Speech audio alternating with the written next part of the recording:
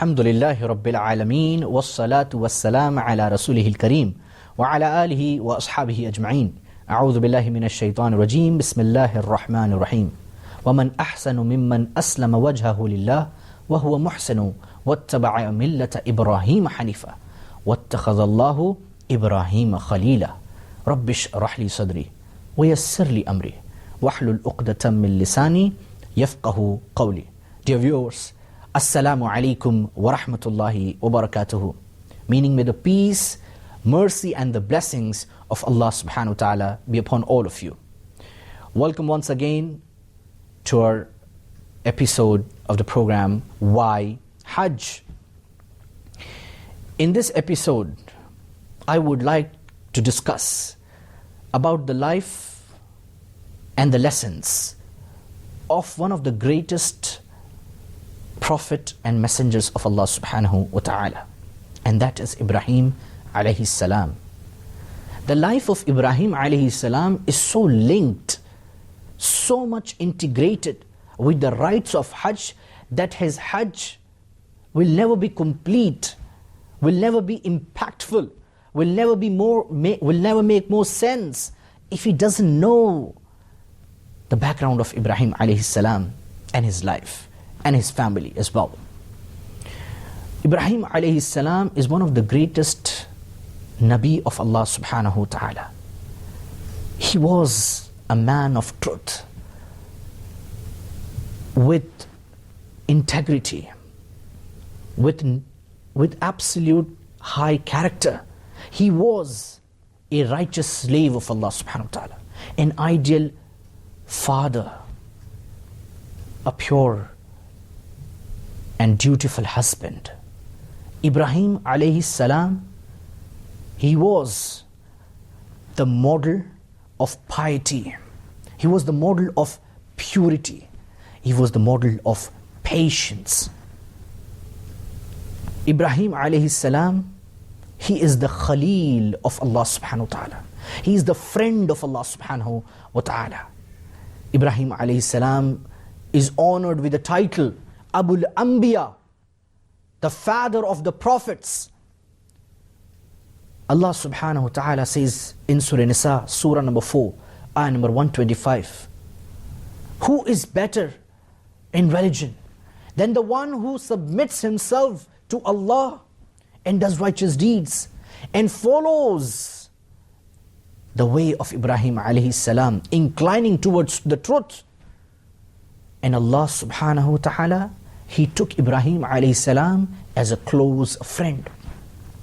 If we really want to make our Hajj fruitful, my brothers and sisters, we need to study the life of Ibrahim alayhi salam and understand the history that he goes through, the challenges that he goes through, the situations that he passed through. We learn so many lessons from the life of Ibrahim alayhi salam. And these lessons can be learned and reflected upon only when we study his life. So I invite you to study the life of Ibrahim alayhi salam and ponder on these lessons which we will share. The first lesson that we learn from the life of Ibrahim alayhi salam, he asked a question to his father. He says, Ya abati, lima ta'budun? He says, oh my father, why do you worship that? He said, why do you worship that? It's a question. My dear brothers and sisters, the people of intellect, the sound and intelligent people, ask question so that you can get answer. Most of the time, the powerful question get a powerful answer. And the powerful answer, it leads you to the truth if it is given with honest grounds. Number one, he asked a question. So we need to ask questions, relative and meaningful questions, so that we may find the truth. Number two, Ibrahim alayhi salam, he used his intelligence. He used his own mind. He was not a blind believer. He lived in an environment of people worshipping everything, the idols. He used his mind. So the lesson for us is that we need to use our own intelligence We are blessed with intellect by Allah subhanahu wa ta'ala. We need to use that so that we may not be among those who follow any way of life blindly.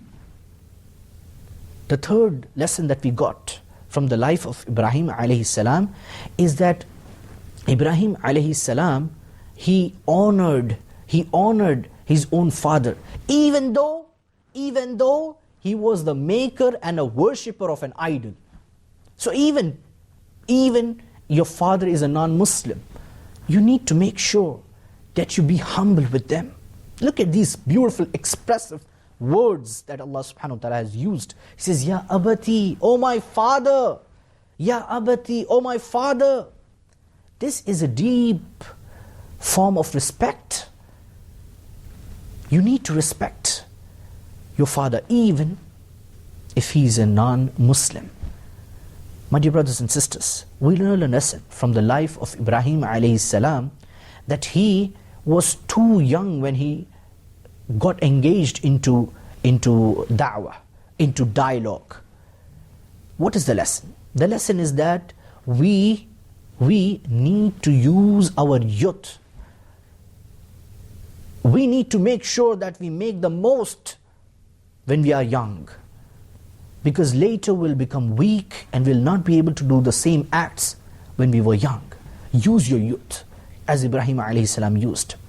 Another lesson that we learn from the life of Ibrahim alayhi salam is that he said to his father, follow me as I have been given the truth. Now, it's very difficult in that context, if you see, where the people are all following something else, and he got up and he said to his father, follow me, because Allah sent me the truth. What is the lesson? The lesson, sometimes we have to make sure that there is no harm in following who is younger than you. But maybe he has got the truth. Maybe he is right. If he is right, and even if he is young, the lesson that we get, my dear brothers and sisters, is we should follow him. And that's what Ibrahim alayhi salam said to his father, oh my father, follow me, for I have been given the truth which you have not been given. Another lesson that we get from the life of Ibrahim alayhi salam, he said to his father the da'wah of Allah subhanahu wa ta'ala, the message, the tawheed of Allah subhanahu wa ta'ala. He said to his father, why do you worship that which you doesn't harm you, which doesn't benefit you, which can't hear, which can't see? Why do you worship that? He reasoned, and he did da'wah to his father, and he was consistent. Another lesson that we get from the life of Ibrahim alayhi salam, he was consistent in his da'wah. He was consistently doing da'wah to the people. Number one, to his father. Two, to his own people. Two, to the rest of the people and the community that he lived in. A person who is involved in da'wah, he needs to be consistent in order to do a better da'wah. Another lesson that we get from the life of Ibrahim alayhi salam, Ibrahim alayhi salam, he said, I am sick. When they invited him to go away into the fair to participate and go away from their place, he said, I am sick. What he meant by saying, I am sick, what he meant was, I am sick of what you're doing, and I don't worship that which you worship. He meant that in his mind. So it is allowed sometimes that you give something, some statement which the others may have understand a different sense, but you meant it differently. Another lesson that we get from the life of Ibrahim alayhi salam, my dear brothers and sisters, is that he was a man of determination.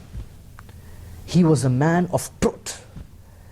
Even though he lived in that environment of idol worship, absolutely drowned, the people were absolutely involved in the idol worshipping. The lesson that we got from the life of Ibrahim alayhi salam is that he never ever associated or get attached to this environment. What is the lesson? The lesson, my brothers and sisters, Ideally, you should be away from this kind of environment. Ideally. But if you are in this environment of disbelief or bad or evil, you should never be influenced by this bad or evil and contaminated environment. This impurity will spoil your heart. So you need to protect, as Ibrahim alayhi salam, he protected himself. He was stick to the truth. He never ever associated any partner with Allah subhanahu wa ta'ala.